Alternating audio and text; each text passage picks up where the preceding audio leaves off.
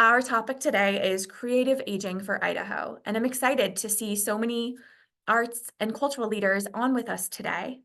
We have three goals for the webinar. We'll begin with just a quick glimpse into the unique needs of older Idahoans that we think can be served by the creative aging model.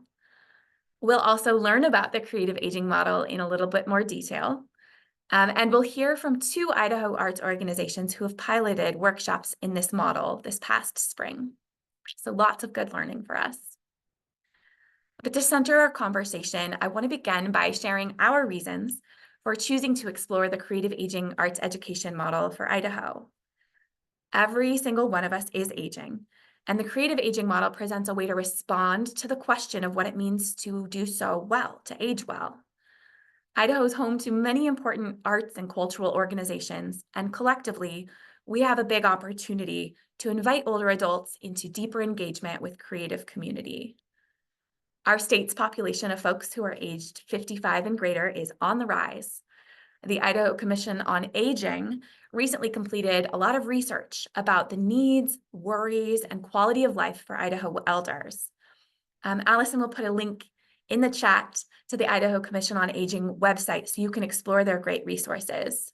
But part of what that agency found through their assessment was a need for an increase in access to quality in-person socialization for Idaho's elders.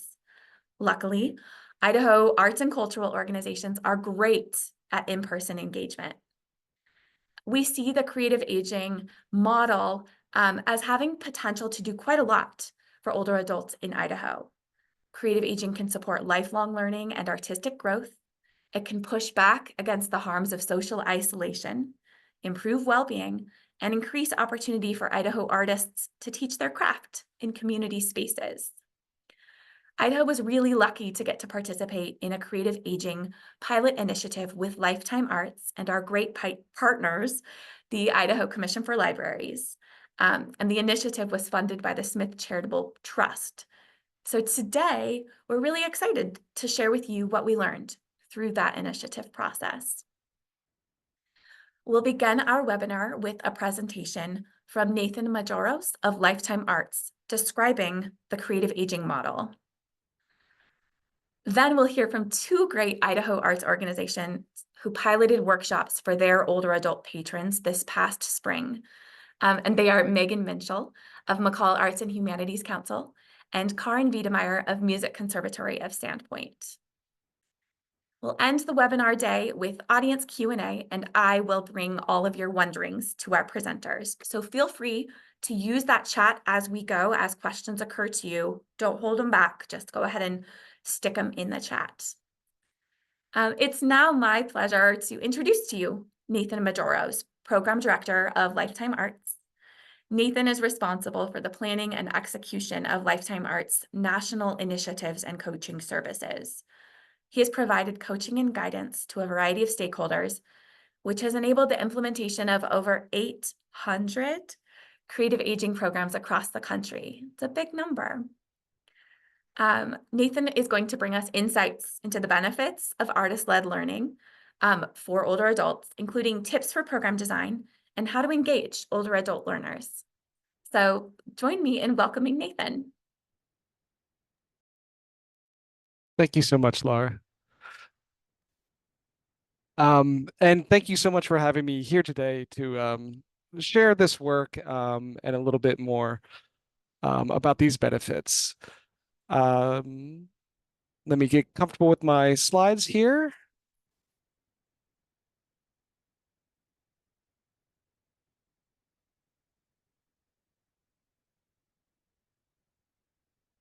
And Laura, I just might ask you to advance them if that's okay. Great, so thank you. So a bit of background first about Lifetime Arts. We were established in 2008 as a national service organization to help develop an infrastructure for the emerging field of creative aging. And we provide training and professional development, as well as online resources, technical assistance, and also consulting services, with the goal to help community-based organizations and agencies deliver high-quality, engaging, participatory programs that recognize older adults as creative and social learners. and ultimately to bring together the bold ideas, strategies, and people to help weave creative aging into the fabric of communities. Next slide. And so what is creative aging? And for context of this presentation, we're talking about artist-led instructional programs that build skills over time. And we're also talking across all artistic disciplines. And in short, it's arts education for older adults. Though creative aging is not just a concept, but also this emerging field in which a variety of organizations and sectors are starting to provide meaningful opportunities for creative expression through the arts. And these activities are based on scientific research and emphasize factors crucial for positive aging, which are learning skills and building social connections. Um, for some more of these key elements of this particular model of creative aging, we're going to watch a short video from E.A. Michelson Philanthropy.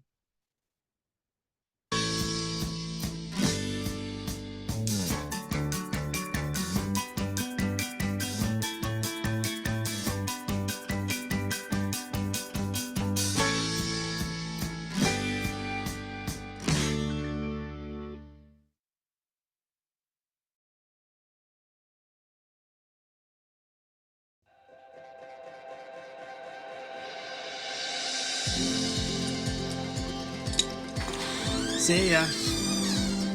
I think that any organization who has a mission of serving its community has to think about how we're serving our older adults just as deeply as we're serving all of our other constituencies.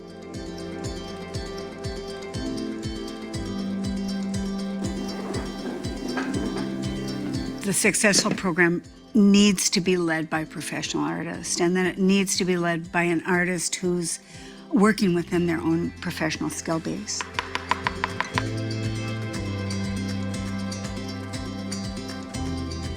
So I'm just gonna go over where we are. The class is a sequential learning model of 10 classes in a row where knowledge and skills and concepts that are taught in each class build on each other, where you're constantly revisiting things that you learn and then growing on those things.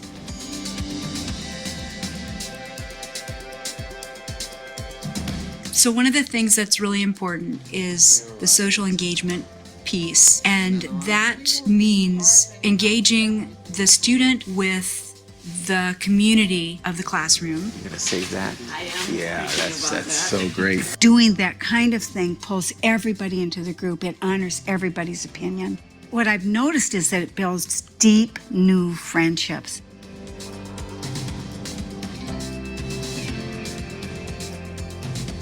Seeing them as artists, not as older adults who are taking an art class, but seeing them as actual artists that are making artwork and showing that work in a professional way is what really brings success to the entire model. You know, we're trying to build the Herd Museum family and make sure that the people involved in this organization represent our community, and that serves every age, every spectrum, every ethnicity.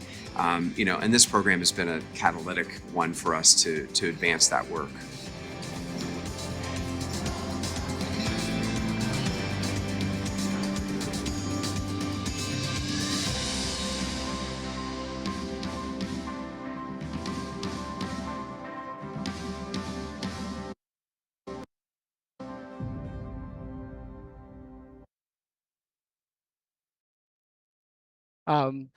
So as our co-founder Mara O'Malley has always said, those of us in the arts have known that the arts are good for us.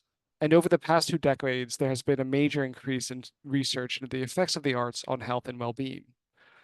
The World Health Organization's 2019 report on the topic identified the arts as not only promoting good health and health equity, but also preventing illness and treating acute and chronic conditions across the lifespan. The WHO just announced they are funding even more research on the centrality of the arts in health, with a focus on the importance of cross-sector collaboration between the arts, health, education, and social care sectors. Social prescribing for the arts is also becoming more robust internationally and currently being piloted in some communities in the US. Social prescribing enables doctors or other health professionals to connect patients to local cultural resources, such as participatory arts programs, for improved health and well-being. There is new research being conducted right now on how social prescribing for the arts could benefit older adults in the US specifically.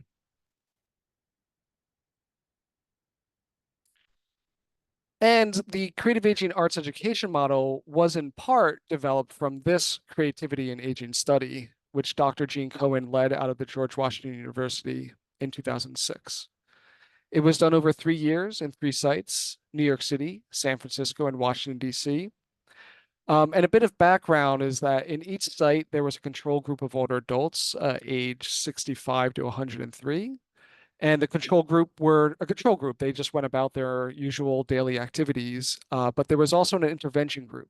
And the intervention group participated in professionally conducted art and cultural programs like we're talking today. Both of these groups, the control group and the intervention group, were both well matched in terms of functioning at the start of this study. But after taking part in these programs,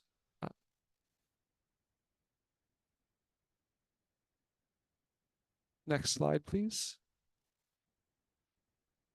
So in taking part of these programs, those in the intervention group used less medication, they had fewer doctor visits, they had less depression, had reduced risk factors for disease and disability, and overall became more engaged and active in their lives. They experienced more joy.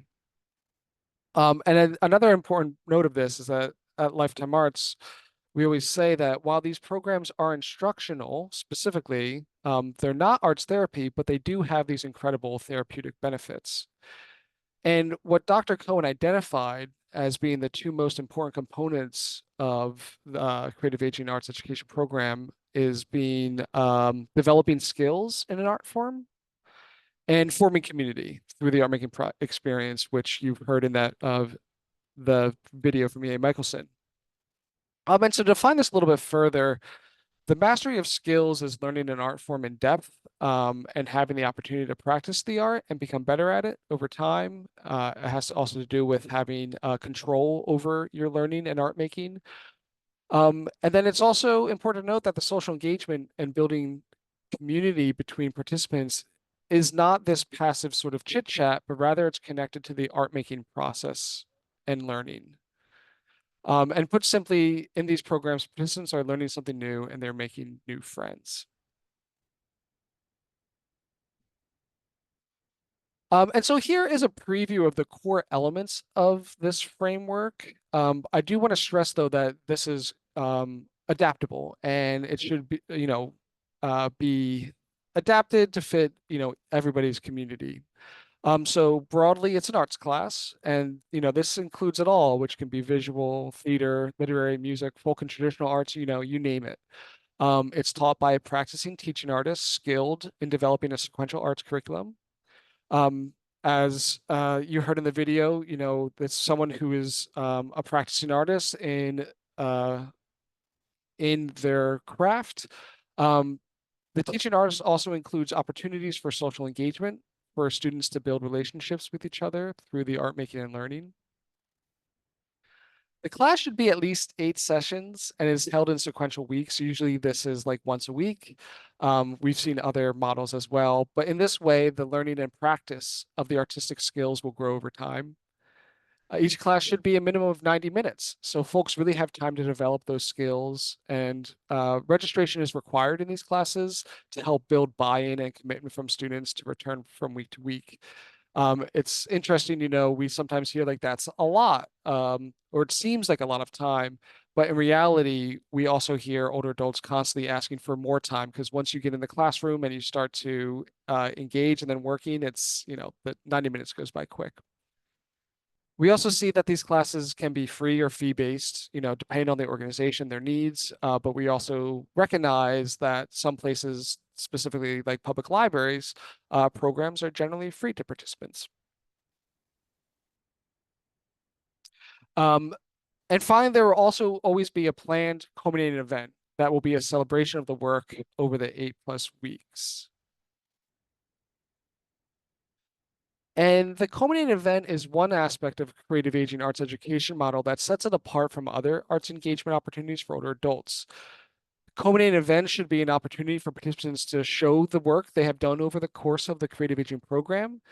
It validates the process. It highlights older adults' huge artistic capacity. Pictured here are a variety of successful events, and they should be appropriate to the art form, whether it's a gigantic big event or a small, intimate event. Again, whatever's appropriate to the art form, as long as the event is intentional and well thought out, and it can take a multitude of forms. If it's a performance, a gallery exhibition, reading of poetry, so on. These events are also a really great opportunity to continue to build community, to engage family and friends, recruit students for future classes, and bring visibility to the program. We've seen these events be great opportunities to invite, local officials, council people, to see the folks in their community.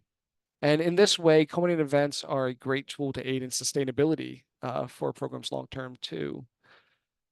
And lastly, the culminating event also fights ageism. It makes the older adults visible to their community and reminds everyone that they are contributing and vital members of the community who deserve to have their voices heard. Next slide.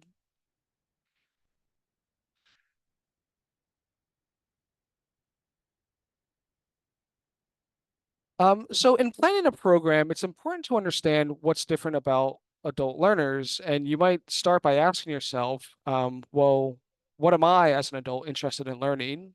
And then ask yourself, how do I want to learn? How would I go about learning that thing? How do I learn well as an adult? And so there's a few key characteristics here. And the first thing is that as adults, we're autonomous and self-directed. We will choose to be in the class or participate in an engagement because it lines up with our interests. We want to do it. And if it's not doing the thing that we want it to do, if it's not interesting, we can leave. We don't have to come back. And if we pay, we might want to stay there, but there's nothing really stopping us from saying this isn't what I was expecting, so I'm not going to come back. Older adult learners specifically come to these programs with a lifetime of experience and knowledge. Teaching artists and program hosts should encourage older adults to bring their past experience to their artistic work.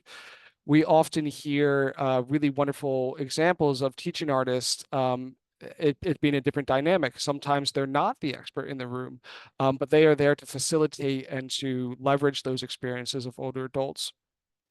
The other side of that coin, experience can also bring past narratives like, I'm not an artist, or, my teacher in fourth grade told me I couldn't draw.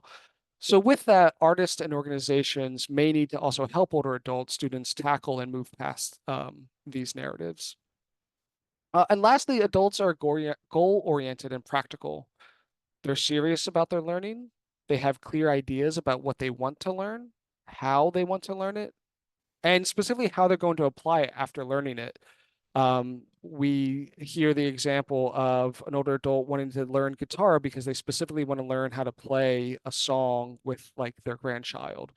So they're also thinking about, I want to develop the skill so I can apply it into my life as well. Next slide. And there's no getting around the fact that we're all aging. While we always assume ability, these are some issues that happen with more frequency as people age. And it's important to recognize these are natural changes, and we can be prepared to address them. Generally speaking, participants will sometimes not volunteer some of this information. For instance, use of hearing aids or, issues with eyesight. So it's important to think about, for some of these issues, how can they be handled proactively by considering things like how the space is set up, how handouts are designed, or through, for teaching artists, non-invasive assessments. And this is where things like using universal design is a best practice. And it's an excellent way to make the learning more accessible for anyone who enters the room. And the main idea of universal design is that it's the environment that is in fact disabling. In other words, the environment is the problem, not the individual. And in creative aging programs, we want to remember that the barriers to learning might be in the environment or in the curriculum and in the teaching, but not the participants themselves. For example, the issue is with a tight passageway, not the walker. Or the problem is with how a teacher is delivering and using their voice not being amplified rather than hearing impairment. So incorporating universal design principles like these mentioned on the slide, both in the physical environment and in instructional practices, is an excellent way to make learning and engagement accessible. So we talked a little bit about this framework, and related to this, I think one of the most important things is that these programs need to be responsive. Staff and teaching artists always consider themselves in partnership with their students and working to meet their students' goals for learning as much as their own. While we've mentioned some best practices, at Lifetime Arts, we promote a framework where it's adaptable for each site and community to best serve the constituents, and that is done through some assessments, and that's about bringing in the older adult voice and asking them what they want to learn by doing surveys, and actually having conversations with older adults in your community to support their learning. So that was my song and dance, so thank you very much. Thanks so much, Nathan. I really appreciate you being here to kind of lay the groundwork for what we're talking about when we talk about creative aging. As I mentioned earlier, Lifetime Arts invited Idaho to participate in a great regional initiative. We were one of 5 Western states that got to access resources in order to pilot some creative aging workshops. So today we're so lucky to have 2 arts organizations here to tell their tale about how that went. It's my pleasure to introduce to you Megan Minshall, who is the Development and Adult Programming Coordinator for McCall Arts and Humanities Council. Megan has a master's degree in community counseling and a bachelor's in psychology with a minor in communications. She has a broad background that includes counseling, entrepreneurship, event planning, management, service, and nonprofit work. She has a real heart for McCall and for the local people who keep that beautiful town running through their service, hard work, and ingenuity. Welcome, Megan. Thank you, Laura. So our mission at McCall Arts and Humanities Council is to nurture a community rich in culture and creativity by providing all people access to educational and inspirational programs. Today, I'm presenting our pilot program through the Creative Aging Grant, Join the Band. I was joined in designing and facilitating this program by Krista Rauch, my executive director, and MAC board member Sean Gold, who's a local musician and teaches musical theory in higher education. Sean connected with many local musicians, hand-selected potential instructors, and took on the role of lead instructor. The aging population in McCall can feel isolated. As a mental health therapist and a nonprofit leader, I see that firsthand all too often. There are not enough opportunities for this age group to gather with others in ways that feel meaningful and empowering. We created Join the Band as a space for aging adults to learn something fun and new while connecting with their peers, including their instructors. We have a strong music culture in McCall. You can find live music most nights around town, and we have several local jam bands. I believe music is life-giving and can have a powerful effect on our mood and outlook. We were excited to bring in musician instructors and students to grow together. That's some of our instructors there. We scheduled Join the Band to coincide with our Cabin Fever series, designed to ease the pain of long, late winter months in McCall. We scheduled 8 weekly sessions in March and April, culminating the same day as our senior prom, which you'll hear more about later. Once the idea was formed, we began marketing. These posters went up all around town.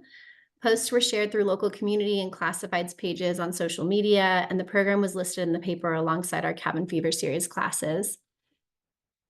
Our executive director, Krista, designed all of our media and posters. Registration for the program was online. And it was pretty straightforward. Cost for the program was $25, and scholarships don't seem to be moving forward. There we go. Thank you. Scholarships were available and encouraged. Students filled out a registration form, chose an instrument, and noted if they owned or needed to borrow. They answered only one question to qualify for the scholarship, and that was, why would participating and join the band positively impact your life? We were fortunate to have some incredible instructors for this program. We started with a pool of 11 potential instructors and narrowed it down based on availability, instrument, and student need. Some attended every session, others tagged out with peers to make sure each student's instruction was covered each week, in spite of spring break and all of that good stuff. We ended up with 4 key instructors who attended every session and 2 instructors who traded out each week. We also had 1 advanced student who you'll see here, who stepped in to help with the beginner guitar players, forming a new group for basic instruction. These connections were especially special to facilitate and to foster. 11 students registered and participated and joined the band. 7 guitar players, a piano player, banjo, bass, and a bass ukulele. Krista and I learned how to play the mandolin, and we had a walk-in mandolin player join us for a couple of sessions. Students ranged in age from 55 to 65 with a wide variety of ability and musical skill levels. Folks who'd had instruments they always wanted to play. Many had instruments laying around from their kids and decided to try it. Some folks even had played in bands in their past lives and were looking to pick it up back up again, or just to find others to connect with to jam. The Join the Band structure is a non-traditional route to learning music, where essentially students learn about the instrument, how to play the most common chords, basic melodies, and then dive into playing music. So they feel inspired through progress in a relatively short amount of time. We split the students by instrument and skill level. We moved into different parts of a large space and put a door between the banjos and everybody else. Our instructors are awesome humans, and they worked comfortably with the students, providing resources like tablature and sheet music for practice in between classes. For the first 4 sessions, students learned the basics with others playing the same instrument. And then instructors helped them get the mechanics down, as well as like understanding their role and spirit of performing with that particular instrument once they joined their group. And then for the remaining 4 sessions, students had an instructional period at the beginning with their original bass group, and then they spent the bulk of their class time in their new band, where we grouped different instruments together so the new musicians could learn to play alongside all those different sounds and work on a particular song together. You'll see here a couple of our bands once they were formed, including Krista, who joined with the mandolin. For our culminating event, we paired with senior prom, put on by our board member Taylor Holm on April 27th. We considered the comfort level of our students performing for the first time and planned the performance for the hour before senior prom so they wouldn't have to perform in front of everybody who showed up. But even with this time offset, folks were nervous and only a few came to perform, which was a big learning point for us. We also found that if the performance had been the same night as class, more students would have made it. We learned a lot. We found that the senior center, while centrally located, ADA compliant, and having a lot of space, was a deterrent for some aging adults who don't want to identify as seniors. At one point, we scrambled to find a piano instructor just for that person to decide to switch to guitar. So in the future, we'll list instruments at registration based on available instructors. We will also put a max number on each instrument because it's difficult to form a band with all guitars. You see our little graph there. Most of our students were trying to learn the guitar. We also learned that having different instruments available invited people to try something new. So we've started purchasing and taking on donated instruments to lend. In spite of the learning curve, the feedback we received was really positive. One group of students who met through the program asked us to find out if a local music instructor would offer group lessons to them because they wanted to continue learning together. It was really encouraging and a true joy to see these relationships form, to watch people laugh together while they learned, and to see how proud they were of their progress and all of the connections they made. So thank you.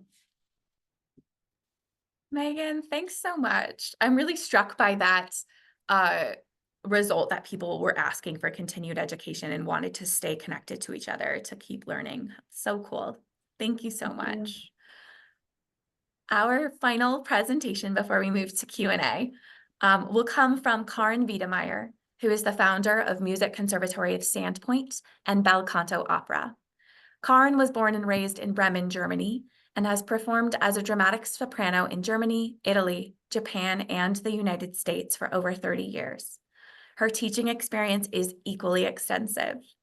In addition to running her wonderful music conservatory in Sandpoint, Karin serves as a member of the Historic Preservation and Arts Commission for the city of Sandpoint. Please join me in welcoming Karin.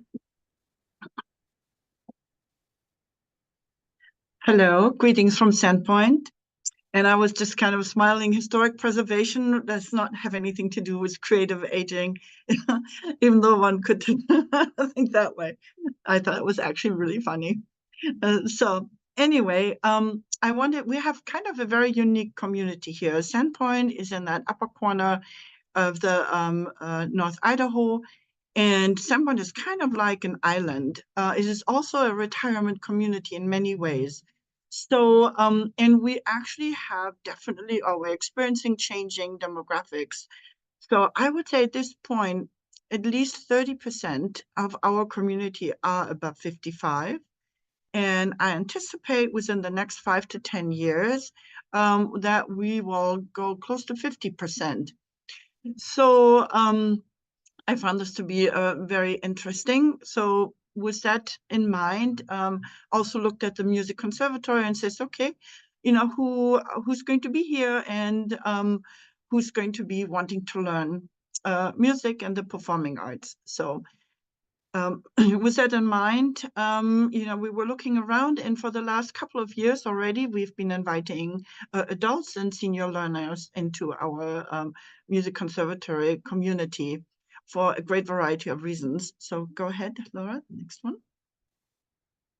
So here you see me, and I am the founder of Bel Canto Opera. We've started 8 years ago, and we have a big performance group, and we also, as a school, we have Music Matters, which is a huge music community production kind of, and into this we've been wanting to invite our mature learners for quite some time.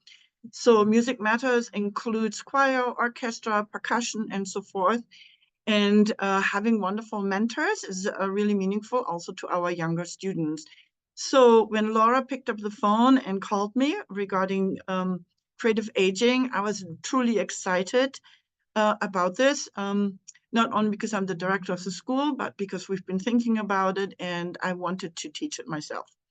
So out of this came Music Matters Mature, which speaks or is an invitation to our adult learners specifically. And in this case, my superpower is singing. So I have decided to create an introduction to singing, to voice as a pathway class for students to join other choirs and to gain confidence in doing so. So here you see our poster that went all around town and so forth. And actually, we're going to be talking about marketing on radio tomorrow morning, KRFY, to talk about creative aging and Music Matters Mature, just so you know, listen in. So here you see that has gone out to our community. In our class, I had originally set it up for 12 participants. Was 24 participants, and then at the end I just said, all right, whoever, you know, we'll just make it a big class. And so we did, which turned out to be a good thing. So next, go ahead. So why I wanted to see more seniors and adult learners is, for one thing, I think is really important at this very moment is where we're losing our baby boomers soon, and I guess it's referred to as the greatest generation ever. I felt it was important there was also a handing over of wisdom and knowledge.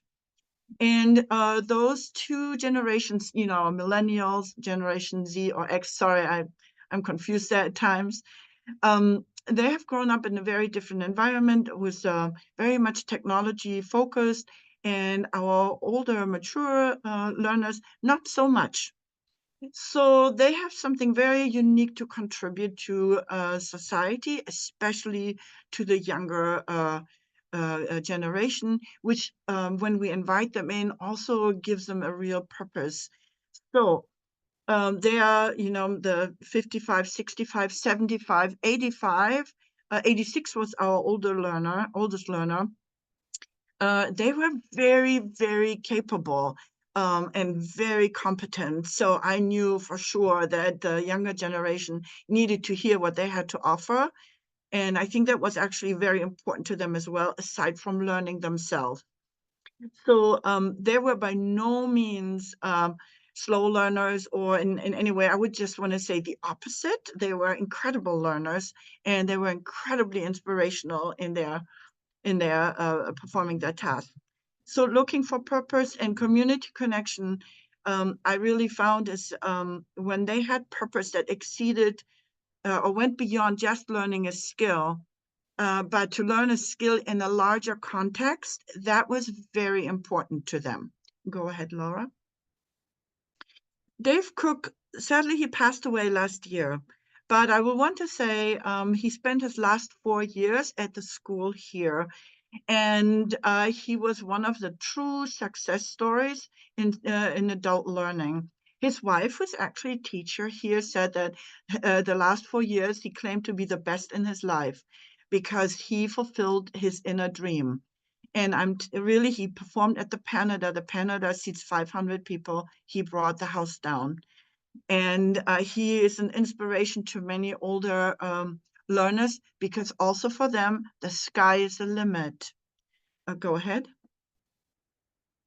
Here you see my complete group, almost group, and we're getting ready for the Music Matters performance. So we're on our, what I refer to, stage of dreams in our concert hall, and we're having a really good time. I think you're seeing a lot of smiling faces because I think that reflects what they felt. Thank you. Oh, if you're seeing a parrot on my shoulder, you're seeing things. There's no bird on my shoulder. That's an illusion. So the benefits of participation is, so I did an assessment at the very beginning to ask everyone, what are your goals and what do you have in mind, and to assess and what the benefits were for the individual singers. And for sure, they all said, for one thing, is that, well, they enjoyed learning more about singing. They enjoyed more about breathing, and I will talk about this at a different slide, but also finding their community and enjoying doing something together. But also then the multi-generational aspect of it, and I will go over that in the next slide, please. So here you see, where some of us, or some of my singers, were very skilled and some were very beginners. Some were at music and some didn't. It didn't stop anybody, no matter where they were. We were able to kind of find a pathway that challenged everyone. Some of the singers were absolutely ready to go on stage and by themselves and to do some solo work of the exercises that we were doing. And I want to say our 86-year-old gentleman, when he came on stage and he sang, it was a life-changing experience for everybody in the room. If you had closed your eyes, you would have thought he was maybe 30. It was really incredible.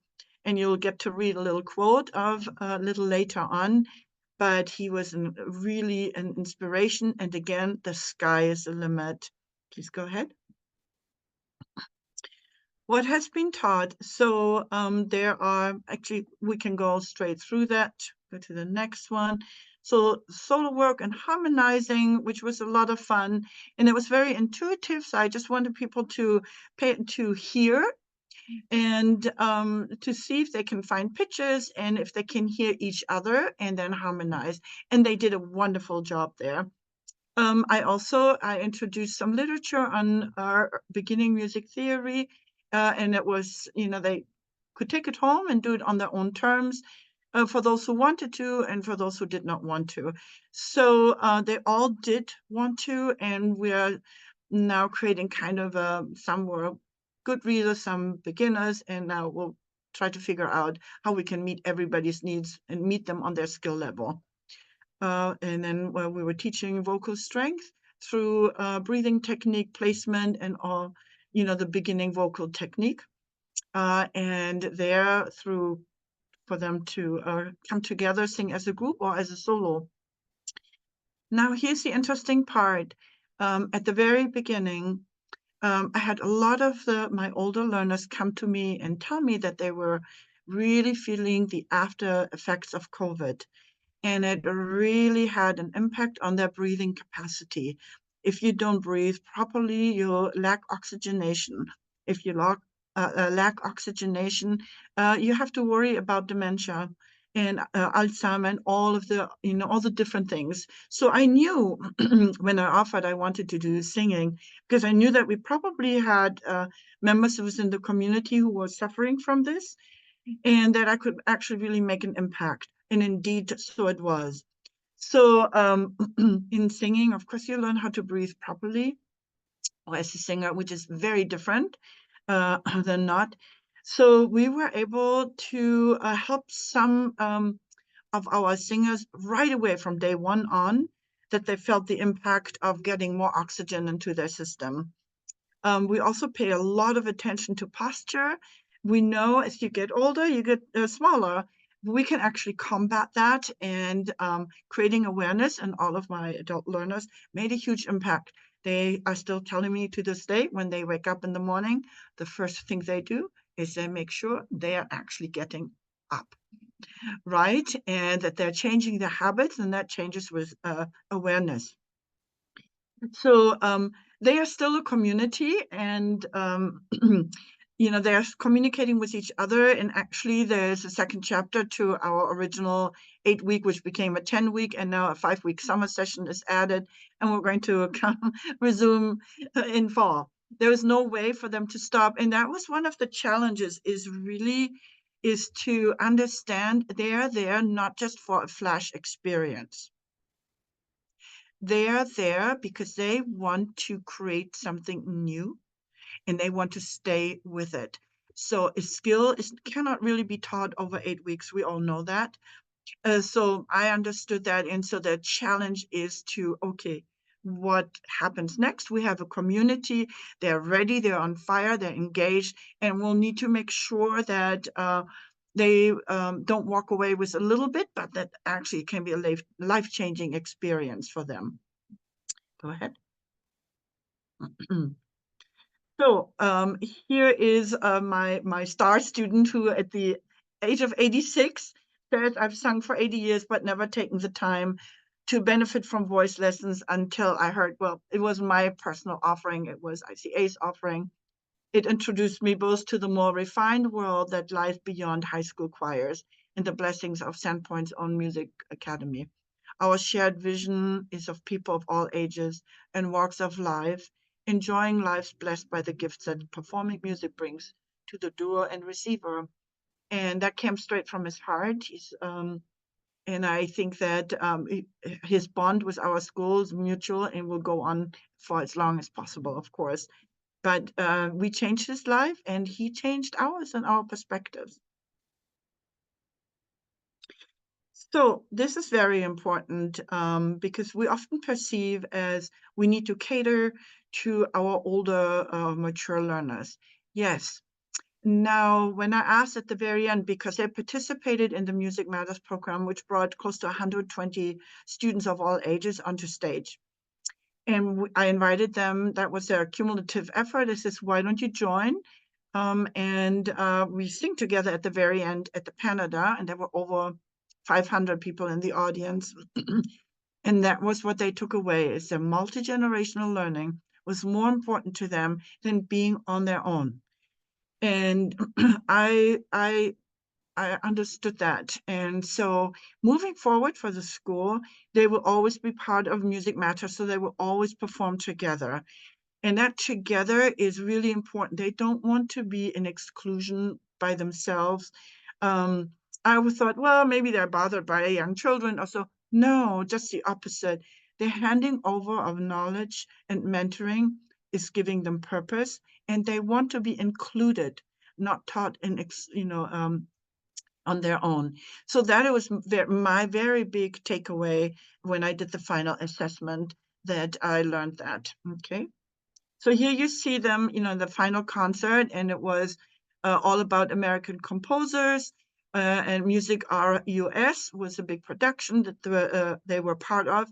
And I hope that we continue, on that journey together with everyone, and the word together is really what highlighted. Yes, the world is a better place with everybody singing. So consider yourself invited, everybody out there. And this is where we live. You see our historic building, and you see it there in 1909. Now, as of 2019, we were able to acquire the building. It's ours. It's in downtown Sandpoint. If you come our way, make sure you visit us. Here's our Stage of Dreams, and that's where we held our classes. Our class is a pathway to community choirs. We have some wonderful choirs, and there were quite a few of our learners who were interested in, felt they were confident now to move forward and join orchestra and choir. What more classes for mature audience, multi-generational learning, but inviting them into cultural events and having a pricing, senior pricing is really important. That is where I would want to say the school, we need more support also, so we can afford to allow them in at a highly reduced rate. So, and then, yes, of course, I have a couple who are wanting to join the opera chorus, and they're very capable. I look forward to that. And that is really kind of what I feel I'm taking away from. I think the learning was really mutual. So I think we all, myself as the teaching artist and the group, we all learned from each other, and I look forward to a continuation in chapter 2. So thank you for inspiring this, Laura. I really, really, truly appreciate it. Thank you so much, Karen. I really appreciate what you said about older adult learners not just being there for a flash experience, that they really want a new community. They have lots of gifts to bring to community, and that, simply by making the invitation, both of you organizations, McCall Arts and Humanities Council and Music Conservatory of Sandpoint, have created an opportunity where you've called a new community into being. So what a beautiful thing. We'll move now to Q&A. And there's a great question in the chat from an arts organization leader that says, we have classes that are already available to everyone. How important is it to have and advertise classes that are only for a certain age group, like 55 plus? And I'll give it to anyone that wants to respond. I assume this will be more Nathan's space, but I did want to kind of give our learning from that. I do think that it's important to do both. We found that there were some people who didn't engage in this particular program because they didn't want to be identified as seniors, and had it been something they could have done with their adult children or something that might have been of interest to them. But we also had people who did participate in the program who very much appreciated that it was just people in a similar age group, because there wasn't a sense of competition or, any of the ageism that might just the internalized ageism that existed within them about how they're too old for this and things like that, and not feeling like they're a part of the peer group.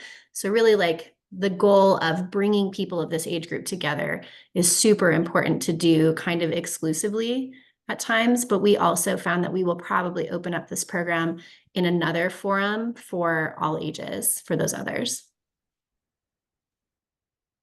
When when we started the class, and we made it, announced it as mature learners, I think it spoke to people who identified with that. I don't think they really realized how much they enjoyed multi-generational learning until it was in front of them and they did it. So if I had said, oh, everybody's welcome, they may not have come, because they may psychologically would have excluded themselves. So working from higher age and then bringing, including everybody may be easier than gearing it towards everybody and then integrating them. So I don't know, that's just my speculation. But I don't think they came to the class anticipating that how much they loved it. Nathan, do you have anything to add on that one? I think that's exactly Karin and Megan, exactly what you said. There is this predominant feeling of wanting to be with people like me in general, and exactly these ideas of internalized ageism. But like this class is designed for me, and it's a door in. I do think it's like in the future world, it's all of the things that we do. But right now, this seems to be the remedy to sort of get people to engage, and then it opens the door up to these other engagements. So I think that's what we have seen. Thanks, all. We have another question in the chat, which is interesting, it's from a teaching artist who leads an outdoor nature journaling workshop that's multi-generational, who's not explored having a culminating event in the past. What's important about having a culminating event? What did it do for your community? So our culminating event, like I said, ended up being very small. We learned a lot from that. We asked for specific feedback about that. Ours being, voice and playing instruments was really interesting because people were sort of, you're right there and people are watching you do it. A lot of the libraries who did this program did more physical art based programs. And so they would put on like a gallery at the end and they would set it up that way. So I'm wondering if for something like this, they could take their favorite piece or something and display their notebook, which would be really beautiful. And I just wanted to say also, like, what a cool program. I love that you're doing that. That's definitely something that I think here would be a hit for all generations.